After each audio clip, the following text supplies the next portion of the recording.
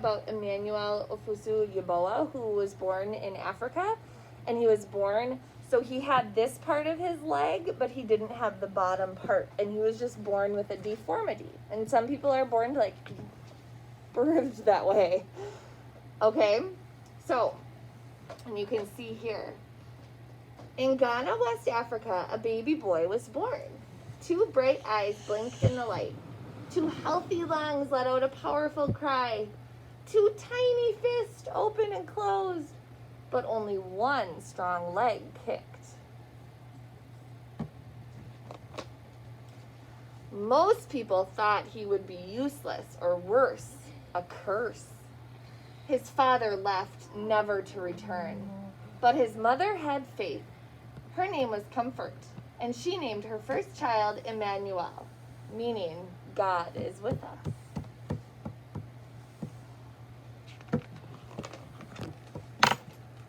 As Emmanuel grew, Mama Comfort told him he could have anything, but he would have to get it for himself. He learned to crawl and hop, to fetch water and climb coconut trees. He even shined shoes to earn money.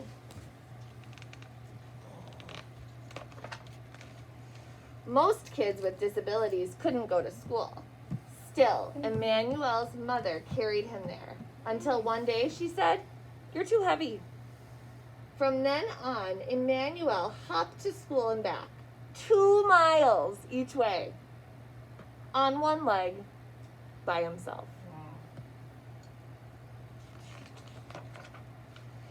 At first, nobody would play with him.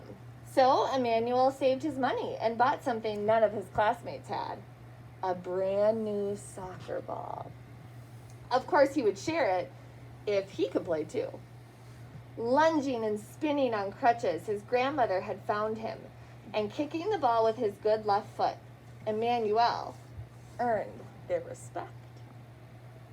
Everybody should earn respect. His new friends sometimes used their lunch money to rent bikes. Would Emmanuel be able to join them? His friend Goodwin pushed him so fast so he could balance. Over and over again, Emmanuel fell hard. But finally, he rode.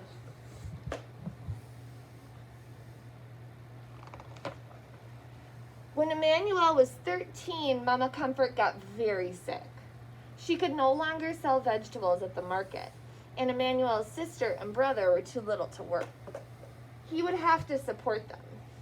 Against his mother's wishes, Emmanuel snuck out and boarded a midnight train to the bustling city of Accra, 150 miles away, alone. He didn't know it then, but it would be 2 years before he saw his family again.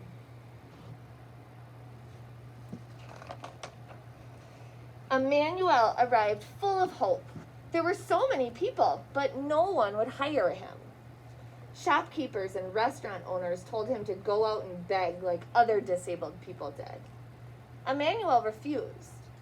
Finally, a food stand owner offered him a job and a place to live.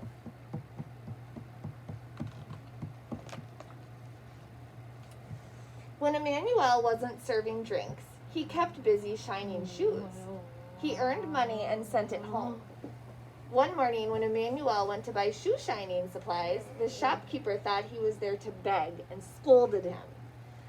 Insulted, Emmanuel slammed his money down on the counter. The shopkeeper apologized, but Emmanuel would never forget.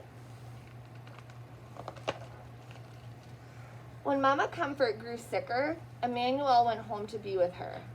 From her bed on Christmas Eve, she told her son, "Be respectful, take care of your family, don't ever beg, and don't give up." By the next morning, Emmanuel's beloved mother was dead. He was heartbroken, but he knew her last words had been a gift. He would honor them by showing everyone that being disabled does not mean being unable. It was a big dream, but Emmanuel had a plan. Emmanuel had a sharp mind, a bold heart, and one strong leg. All he needed was a bike. At first, no one would help. They thought his plan to bicycle around Ghana was impossible. Then, Emmanuel wrote to the Challenged Athletes Foundation, all the way in San Diego, California. They sent him a bike, plus a helmet, shorts, socks, and gloves. Emmanuel started training for the long ride. He persuaded the king of his region to give him a royal blessing. He went door to door asking for additional support. Finally, he hired a taxi to follow him with drinking water, a camera, and his best friends. Then Emmanuel tied his right leg to the bike's frame, jammed his left foot into a flip-flop attached to the pedal, and rode. Emmanuel pedaled through the bustling city of Accra. He pedaled through rainforests, over rolling hills, and across wide muddy rivers. He pedaled past oudum forests and plantain farms and through the market city of Kumasi. He pedaled as trucks roared past on the narrow highways and wild animals stalked his thoughts.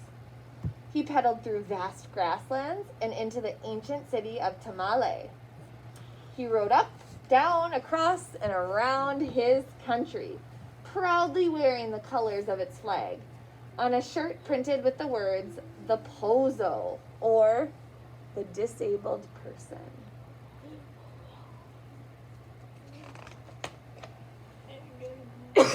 Along the way, Emmanuel talked to those with physical challenges and those without, to poor farm workers and wealthy landowners, to religious leaders, government officials, and reporters. He wanted everyone to see him and his disability. He wanted everyone to hear him and his message. The farther Emmanuel rode, the more attention he got. Children cheered. Able-bodied adults ran or rode along with him. People with disabilities left their homes and came outside, some for the very first time. The young man once thought of as cursed was becoming a national hero. He completed his astounding journey, pedaling south to the sea and back up to Accra, nearly 400 miles in just 10 days. But Emmanuel's success goes even further than that. He proved that one leg is enough to do great things, and one person is enough to change the world. And he always gets me.